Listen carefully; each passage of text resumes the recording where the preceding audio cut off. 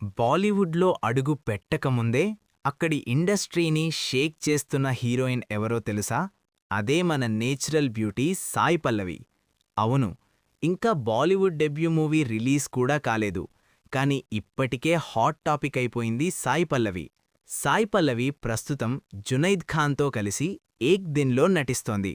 ఇప్పటికే రిలీజ్ అయిన ట్రైలర్ చూసి నార్త్ ఆడియన్స్ ఫిదా అవుతున్నారు.